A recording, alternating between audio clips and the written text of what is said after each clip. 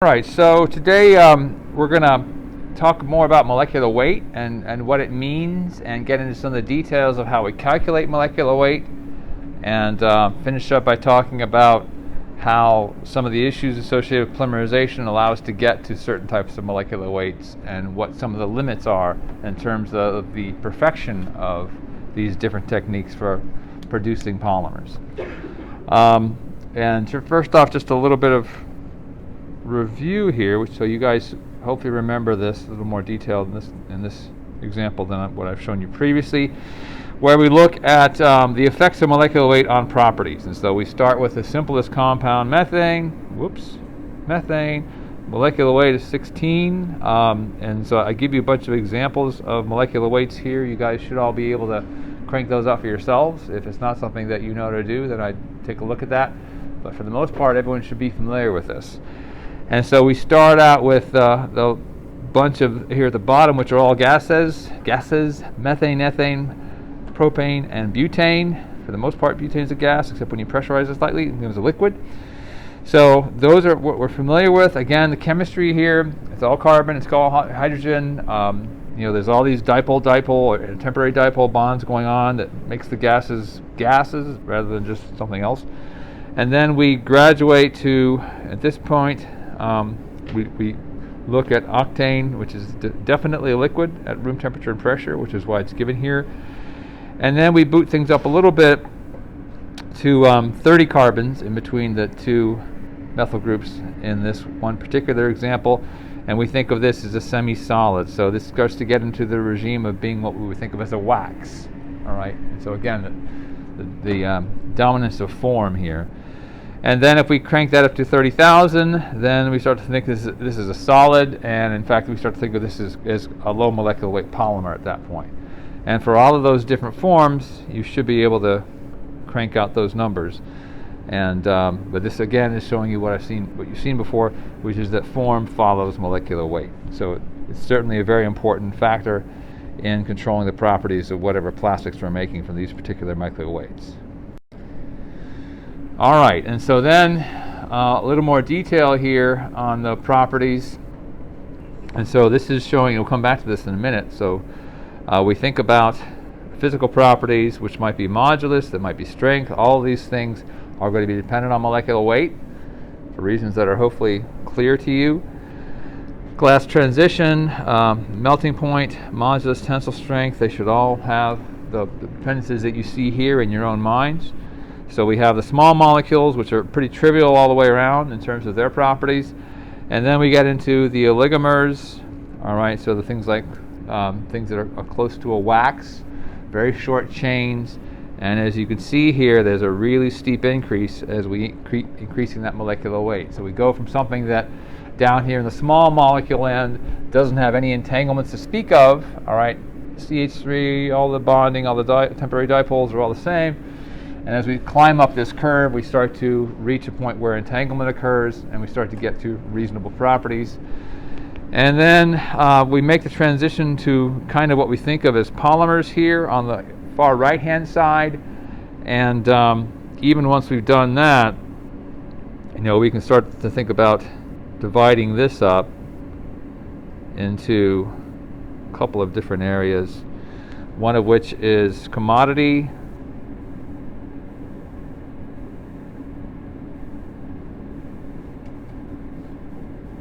polymers, so this is supposed to be C, and then we think of engineering polymers or engineering plastics more particularly. Okay, and so we get into the polymers. We aren't necessarily at what we think of a plastic, okay? Just because it's a polymer doesn't mean it's an actual useful plastic. And then we get into what's called commodity plastics, and that's what we're all familiar with. That's what we see all around us every day.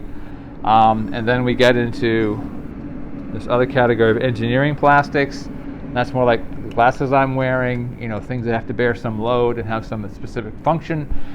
They're much higher cost per pound than commodity polymers, which are just plastic bags and things like that. Couldn't get much cheaper.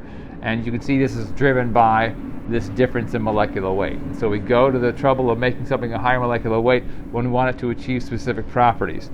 And so this hip implant, this acetabular liner, is an example of polyethylene at about 1 million molecular weight. Okay, and so this is obviously we're not making these thousands every day. There's just not that much need for them. But when we do make them, this is easily $1,000 when it goes into a human, with everything said and done. Didn't cost $1,000 to make it, maybe $10 to make it, and $990 of insurance that goes along with it. But I'm going to pass that around. But that's an example, great example of an engineering polymer. We don't make a lot of it. We don't need to make a lot of it, but it needs to have very specific properties. And there's a certain penalty to trying to make things at that high molecular weight that we'll talk about here in a minute. Any questions about this? All right. And then again, we think about distribution of chain lengths. And so hopefully you guys know that all these chains are not the same. And it says for most, really this is all. I'm not aware of any plastic that you're going to come in contact with that has chain lengths that are all exactly the same length. They all have distributions, and we can look at this in closer level of detail.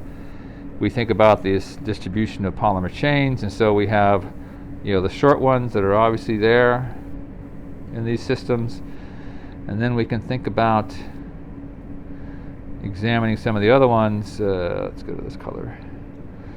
So the question is, where does it go and how far does it go? And they can go on for quite a while. So clearly you've got some polymer chains that are very long in contrast to the two short ones that I've just analyzed. So you can break this down into distributions that can be, as you can see here, pretty wide in terms of the polymer chain lengths that are present in these systems. It doesn't mean they're not useful. It doesn't mean they're not commodity plastics. It doesn't mean they're not engineering plastics, right? But they still have these pretty broad distributions, and this is pretty much inevitable. I can talk about it, and I'll talk about it again in a minute, but people have gone to the trouble of making polymer chains that are all exactly the same length, and they have plastics that are made out of polymer chains that are all the same length, and the properties are a little better, but it's nowhere near worth the effort of doing that. It has been done, so in case you're wondering. And there are modest improvements, but nothing worth pursuing on a commercial scale because it's really expensive to make every single polymer chain the exact same length. It can be done, it's just not worth it. And so we think about a couple of ways of describing this. We talk about a lot of ways of describing this. One is what you've seen before, the average degree of polymerization, dP, the average number of structural units, i.e. monomers, that is within a given chain. We think of N as being equal to that number of monomers that go into that polymer chain. That's one way of describing this. What's more frequently used is the average molecular weight. So M bar is kind of what we think of. The average degree of polymerization times the molecular weight of these polymer chains. And this seems like a relatively straightforward way of describing it, but it's almost never used, mainly because it's difficult to get without doing sometimes types of analysis. GPC, which we'll talk about in a minute, is one example that you can use to get the average molecular weight. But when you order a polymer, so we order PCl and use that in the lab all the time, molecular weight of 8,000, that's not the average molecular weight. That's the number average molecular weight. And we'll talk about that. That is distinct from these types of numbers. And I think every time I've talked about molecular weight, I've always talked about N sub N or N sub W, and that's because those are the numbers that are available to us as consumers of plastics, as people who mold plastics into certain shapes and look for certain properties based on those molecular weights. Yeah, I should point out that we have molecular 80,000, 45,000, 10,000 in the lab of polycaprolactone. All right, just one plastic, but 3 different molecular weights, and they're very important to us in the work that we do. So it makes a big difference for us as well as everyone else in the world. Any questions about that? All right, so let's talk about some of these schemes that are used to describe molecular weight on a quantitative basis. And we're going to talk about 3 of them here, 4 of them actually, but only 2 of them are really that important. to the point where I can't say I've seen one of these at least. First off is this number average molecular weight, all right, and this is a summation of a certain polymer chain length, or M sub I, which is the molecular weight of a polymer of a certain chain length, times the frequency at which those particular lengths are observed, divided by the summation of all the individual frequencies of those particular molecule chain lengths. All right, so we have that picture in our heads, lots of different chain lengths, and this is one way of trying to quantify that in a way that gives us this average molecular weight called number average molecular weight. And then we also have weight average molecular weight, M sub W, and this is equal to the square of the molecular weight of each chain of a given length times the frequency of occurrence of that chain of a given length, divided by this summation of M sub I times N sub I, which is the same thing as what's in the numerator in the previous definition. We'll come back to that in a second. All right, so those two are the workhorses, far, far and away.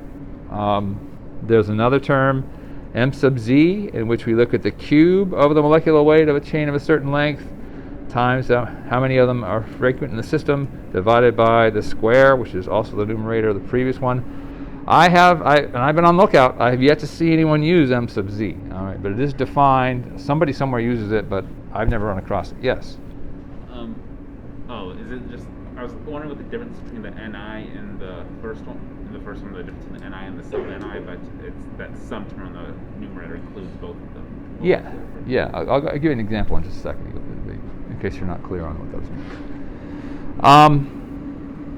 So again, M sub I is the number of molecules with molecular weight M sub I, and then there's also one which I have seen, which is M sub V, which is a viscosity-based term. So a while ago, the polymers, plastics, they've gone through some fads, and this is one example where they tried to define molecular weight based on the viscosity, based on what's called the Mark-Howlink equations, where you can say a viscosity of X gives you is associated with a molecular weight of M. And so they came up with this term to try to define that, before realizing that you really can't do that. It's not as simple as the length of the string controls the viscosity. There's a lot more going on. One of the items, of course, we talked about, which is entanglement, is also going on. So you can't just sit there and say it's a linear function of chain length. But this was an attempt to try to do that. And at least I have seen this one, not frequently, but I have seen this one. Again, never seen M sub Z. I'll keep my eyes out, but I don't know who's using it, but somebody is. But the important thing here is, what does it mean to us? And so number average molecular weight tends to be less than weight average molecular weight. And that's really all you need to know, that M sub W is always going to be greater than M sub N. Both of these terms can be used, I guess it doesn't matter. But one of the things I want to make sure you guys realize is that if I have a sample of A plastic, say I have a block of nylon, I can go off and do a number average molecular weight analysis on the nylon, and I'll get a number, and then I'll take that same number, the same nylon, and do molecular weight analysis of that nylon. I will get a different number. All right, so these numbers for the same plastic are not going to be the same. Okay? So sometimes if you ever are in the position to order plastics, you might look it up in the catalog. Most of the time they'll give you one or the other. Very rarely you'll see both. All right, but those are just different ways of analyzing that plastic. All right, neither of them is the true numeric average. All right, they're both these definitions that are based on what's shown up here, and also based on the techniques that are used. Yes. Is there not converting units, but is there a way to convert between the two? Like if you did see it on a website, and you're used to using say number average where the website gives and weight. No, I've never seen that done. It's a good question. I wish there was a way, but I don't know what it is. Any other questions? And at the very end, I'll show you examples of a technique used to get number average and a technique used to get weight average. And there's lots of other things that go into it. So that would explain why you can't convert back and forth. I wish you could. Okay, hopefully that's clear. So again, neither of them the actual quantitative average, but they are their own individual average numbers associated with a specific example of plastic. And this is another example of that. This is showing you what's called the breadth of the molecular weight distribution. And first off, where did this data come from? So this is from a technique called GPC, which is gel permeation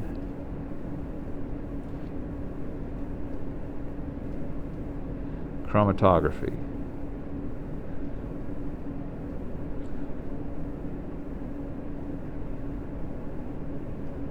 So you don't need to know a whole lot about this technique, but you do need to know it exists, and it can be used to pull out the entire distribution of polymer chains from a given plastic. Okay.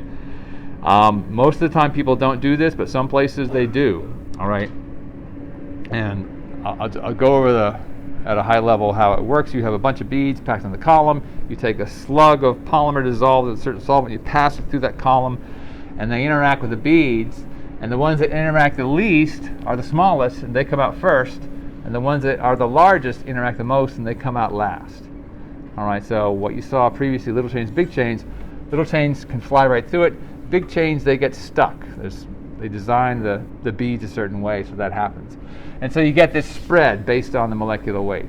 And if you have standards, which if you're a Dow Chemical or somebody else, you have standards, and you can actually assign numbers to that GPC curve. But I'm just showing you this, A, because I want you to know what GPC data looks like, but B, more importantly, I want to talk about these numbers. And so you can see here that we have the number average of molecular weight, so I would take that same plastic and run it through whatever technique gives us M sub n, and that would be the number I get. And then I run it through an entirely different technique or techniques, and I get to N sub w for the same plastic, and you can see that neither of them is sitting here at the peak. All right.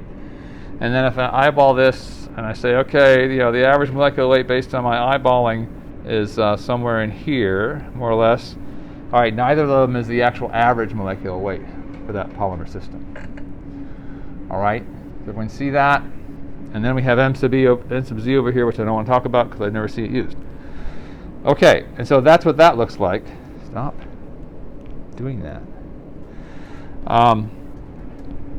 And that's significant, or this is especially significant, because it allows us to define another term which is important, and that's called the breadth of the molecular weight distribution, or the polydispersity index, which is equal to the ratio of M sub w over M sub n. All right, so based on what you see above, is the polydispersity greater than 1 or less than 1?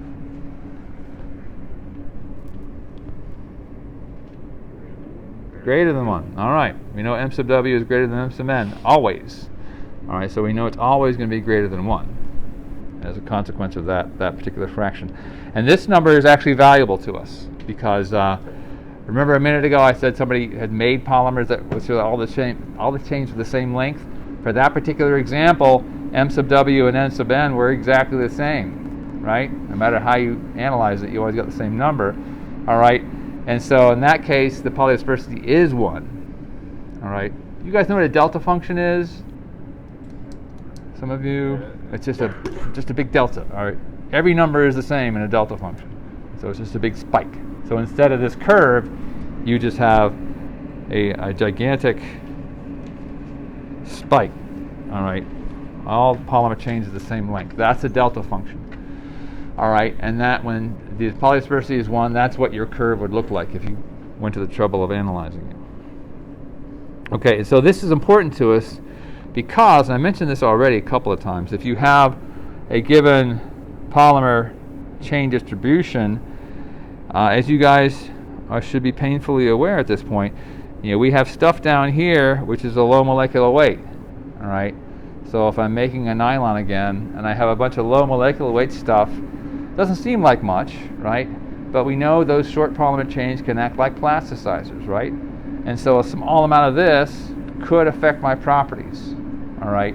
And conversely, you don't really see it here, but if you had something out here that was a relatively high molecular weight, that may have some properties, especially if it's if it's present as a real shoulder out here at the high molecular weights.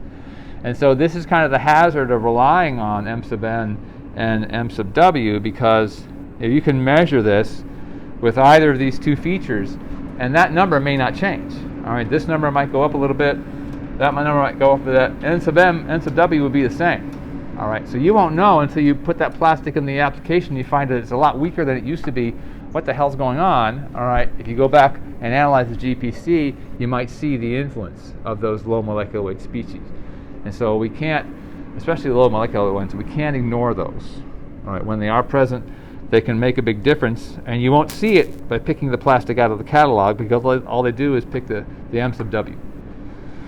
All right, so it depends on how badly you need that information. Sometimes you can ask people for a GPC of their plastics, and that will give you some critical information. All right, any questions about that? So let's talk about an example, very visually appealing example, in which we have an elephant and 4 kangaroo rats. All right, each kangaroo rat weighs about a pound apiece, so they're decent sized rats. Although, sometimes city rats get to be more than a pound. Anyway, so we can calculate the number, average, and molecular weight. So the summation of the frequency of each particular molecular weight, if we think about the animal as being a polymer chain. So this sums up to 4 times 1 times 1, and 1 times 10,000, that's 10,004 pounds.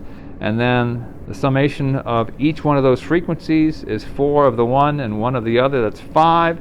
And so the number, average, and molecular weight of this group of polymer chains, if we want to look at it that way, is 2,000.8 pounds. All right. Doesn't really represent either one all that well. All right, but this shows you the hazards of trying to conduct these calculations. If we instead look at weight, average, and molecular weight, and so now we're squaring the molecular weight of each of these polymer chains, and so now it's the square of 10,000, so we're looking at 100 million instead for that number, dividing it by the previous number, 10,004, and so when we get that ratio, that's 9,996, which is a heck of a lot closer to the elephant.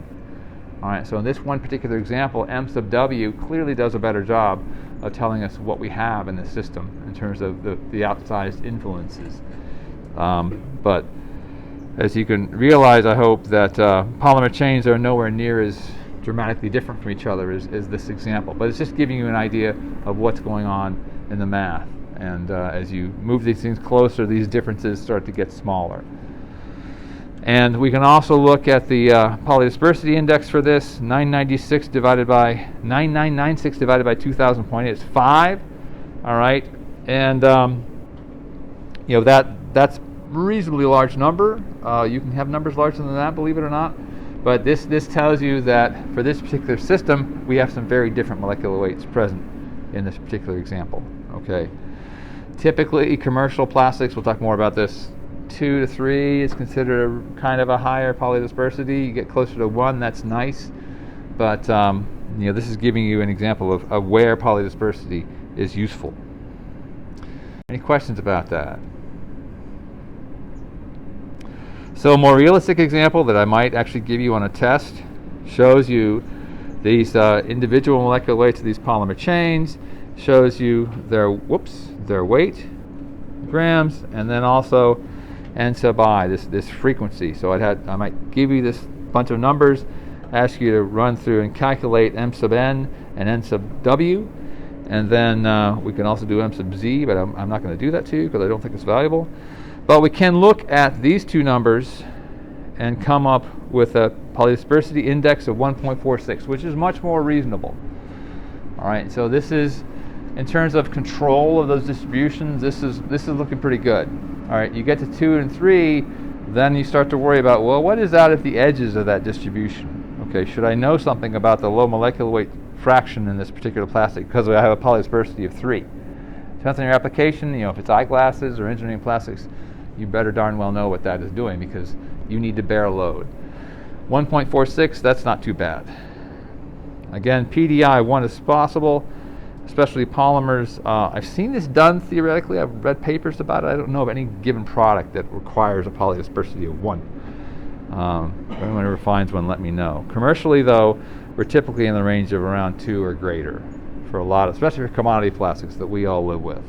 Yes? Looking at this sort of problem now, is this sort of problem going to be on an exam?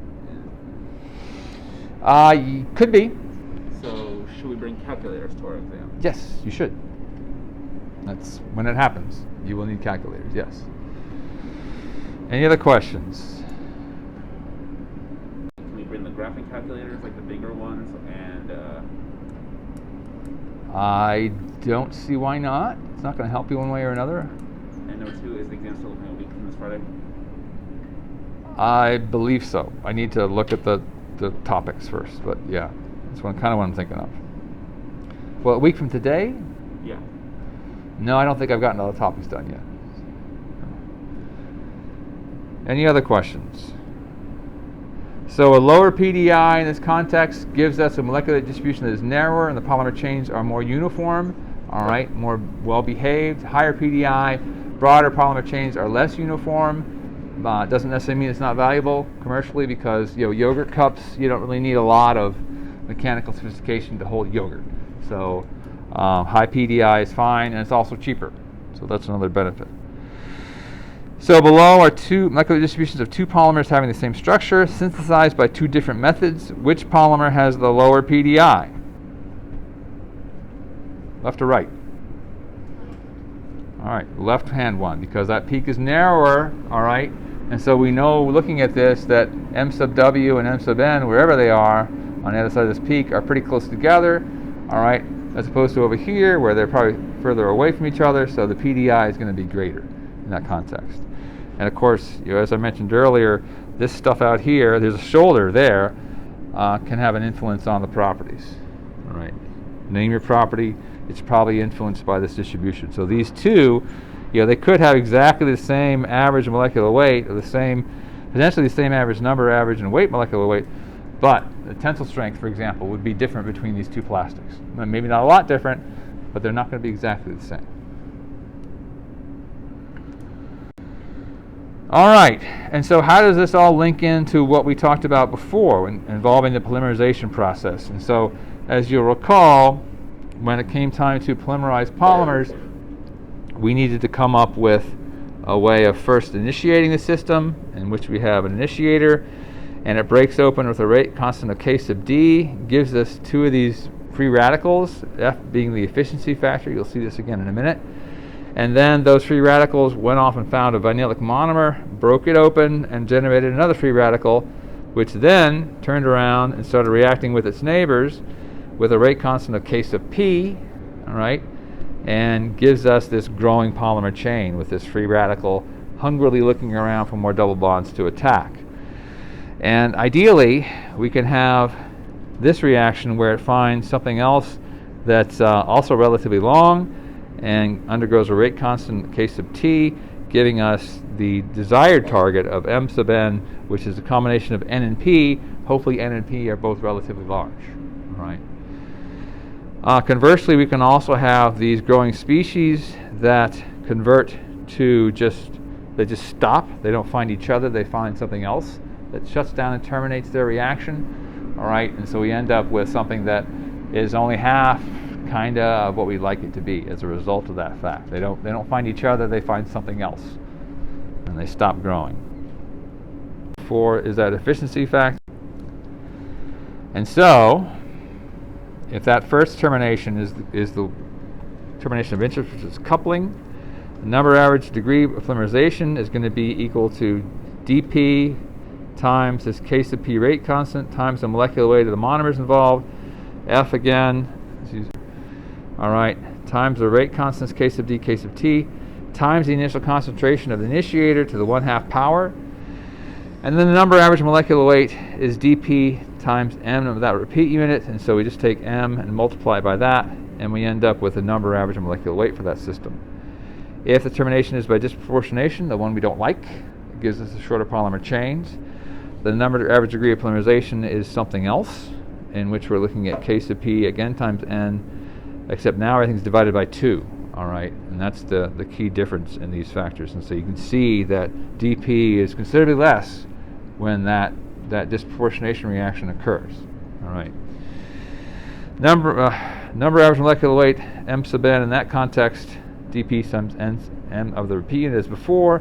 All right, so we're basically taking everything and cutting it in half in terms of its effect on M sub n when we have one reaction pathway versus the other reaction pathway.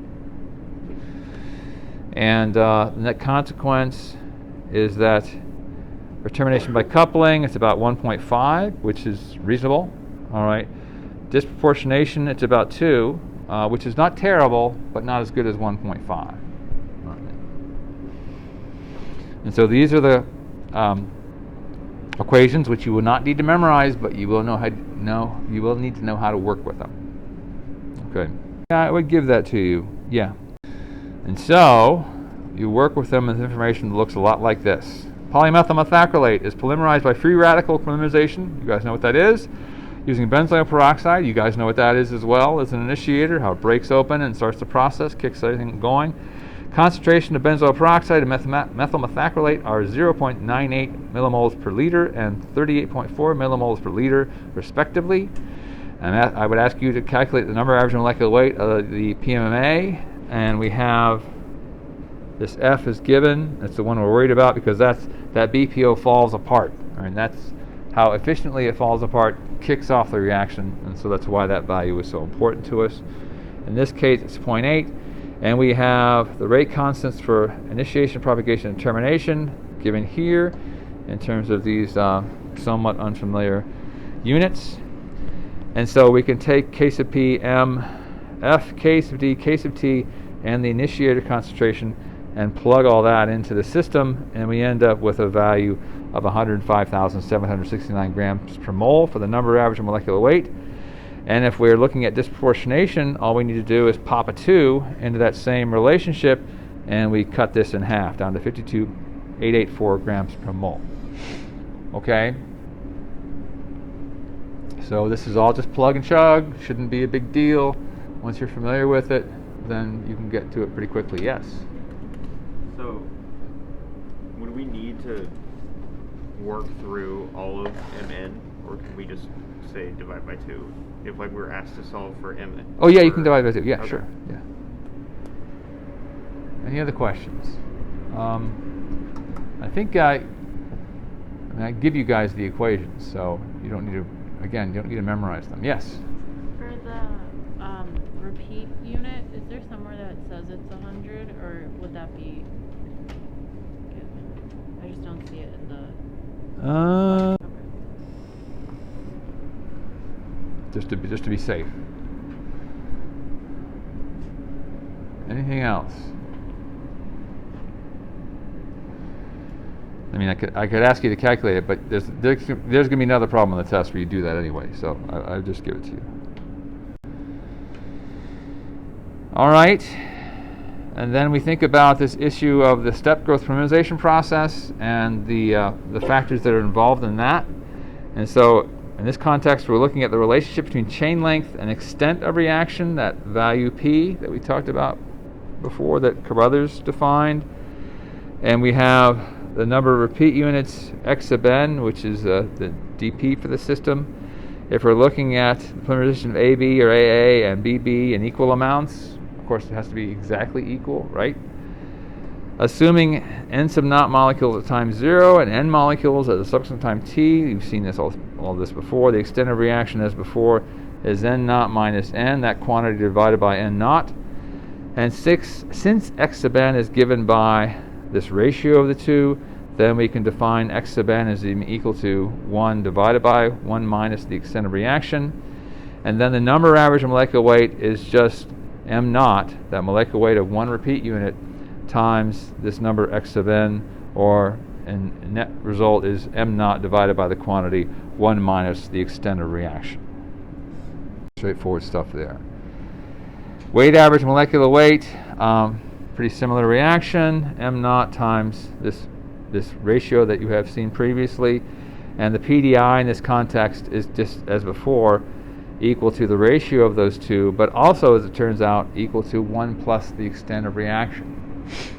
Okay, so that's something you need to be familiar with, because you could save a lot of time if you have the extended reaction and I ask you to come up with a PDI.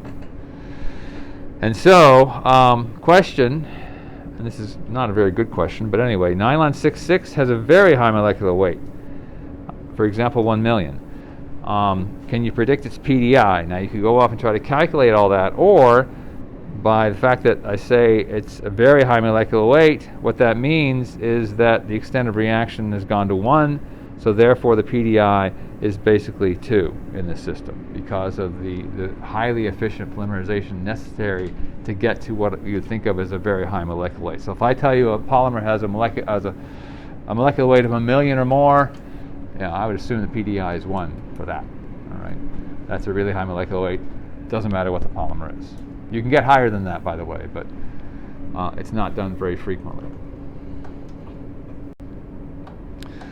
Okay, and so if we are polymerizing these monomers, which you guys have seen before, carboxylate on one end, amine on the other, we're making nylon 6, as it says here, using step growth polymerization. The name of this you know. Determine M sub n, M sub w, PDI, if the extended reaction is basically 1. So we can just go ahead and crank through these expressions, which I will give you on the test. Please don't memorize equations. It's one of the most pointless things I've ever encountered. And you can crank out these weight average, number average molecular weights, as well as the PDI in that system, and then be able to comment on what those numbers are telling you. Okay? Pretty straightforward. All right, so just some more background information. For free radical polymerization, this is what we've been talking about. Polydispersity is 1.5 to 2, good numbers. Step growth polymerization, which we sort of talked about a bit, 2 to 4. All right, so it tells you that the degree of control between one versus the other is not quite as good. It's easier to terminate things uniformly with free radical polymerization than it is with step growth polymerization, is what that boils down to. All right, so commercial polymers, the ones we're familiar with, a lot of plastics we deal with are 30,000 to really about 100,000. I think in terms of commercial plastics, the stuff that we see every day, that is typically in those ranges. But it can go to greater than 1 million, as that polyethylene cup, wherever it ended up around the room, demonstrates, depending on the application. And so there's always a trade-off, though. So we say, oh, high molecular weight polymers, they give us good physical properties. Let's make everything 1 million. What may be the problem with making a molecular weight of 1 million? Anybody know?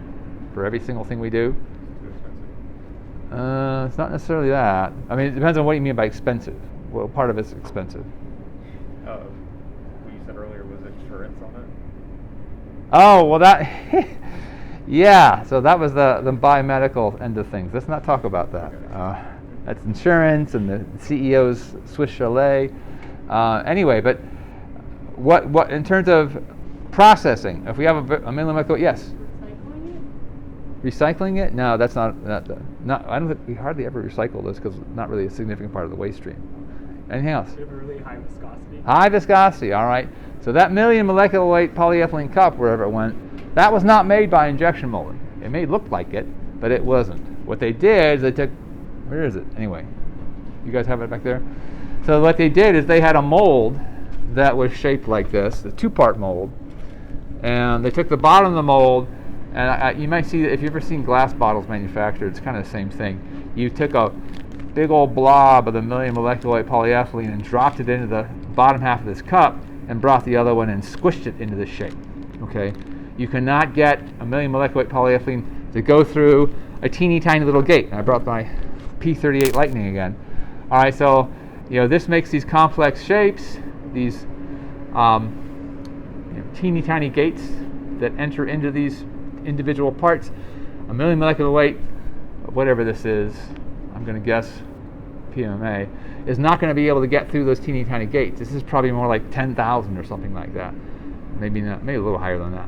So decent enough molecular weight to give you a solid, but if you make it really high, like we did for the polyethylene, you're going to need terabytes of terapascals. of pressure to get it to go through these tiny little parts. And this doesn't make any sense. That's where the expense comes in.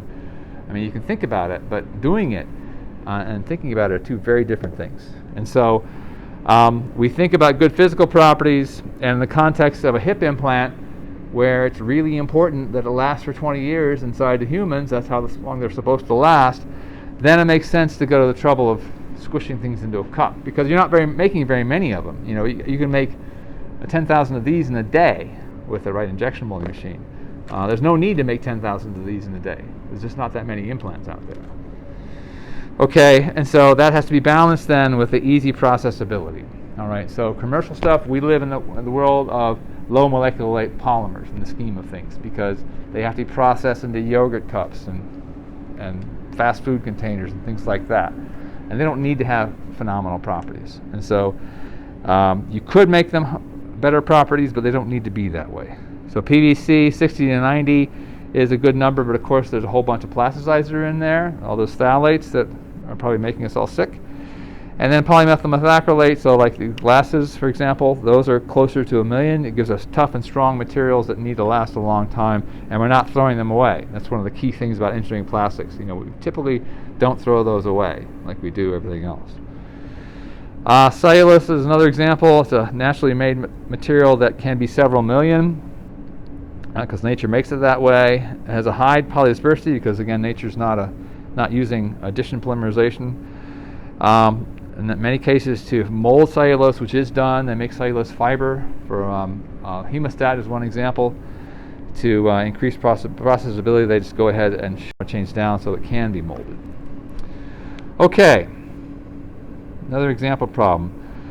Following the molecular weight distributions of two polymers, one polymer is synthesized by free radical polymerization, the other by step growth polymerization. What would be the possible polymerization methods for these two molecular weight distributions respectively? So based on what you know, and the answer is already here, the narrow peak is the free radical polymerization because its polydispersity is smaller. All right. The fatter peak is step growth polymerization, which is consistent with the idea of the higher polydispersity than the free radical polymerization. Okay, so you should be able to recognize these and understand where these differences come from. Okay, any questions about this problem? Hopefully it's really clear. Okay, last slide. Okay, so this is kind of one of the ugly stuff of molecular weight distribution measurement. And there's a bunch of techniques that are used to come up with number average molecular weight. And they all have, well, let's see, this first group, I'll talk about the last one last. These are based on what are called colligative properties, which sort of means the properties of the solution as a whole. So the best example of that I can give you is the fact that as it gets colder outside and snow accumulates, turns into ice, and we don't like that because we're going to slip and bust something on that. And we put salt on it, right? And so what does salt do? It what? It destroys your part? Yes, it does. It's a lot better than it used to be before we did the zinc plating process. Is a whole lot better than it was 20 years ago. What else is it? How does it function? Lowers the melting point. Okay, so that at 20 degrees as opposed to 32 degrees, it's still water. All right, so that gets it off our driveway. We're less likely to fall and injure ourselves. As actually a few years ago, one of our faculty slipped coming out of his front door, broke a rib, which then punctured his heart wall, and he had to go to the hospital and barely survived. Nobody knows who that is? No? Okay, I'm not going to tell you. So yeah, it's not a small thing, slippery sidewalks and so forth.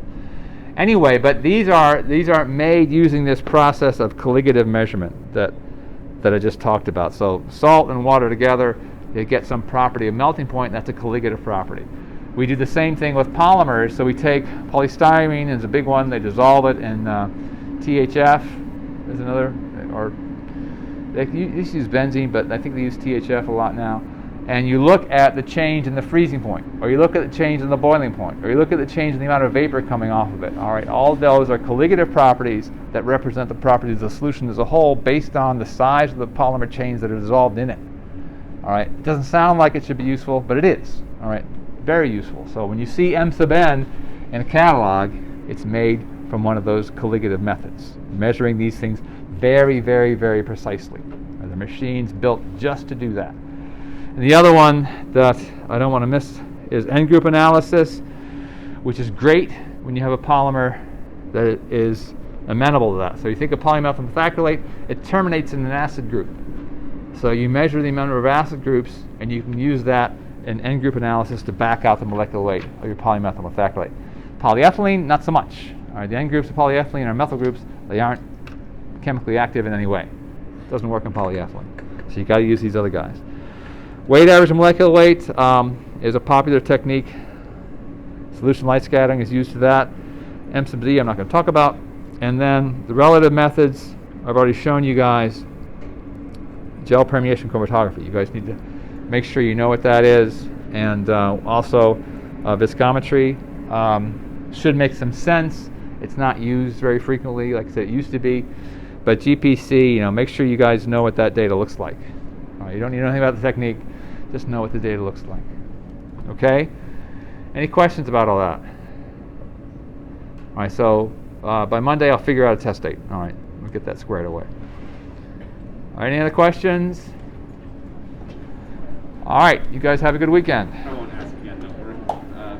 You won't ask again? Oh, yeah. You will ask again. I've asked you twice now. Yeah, I don't need to bother you.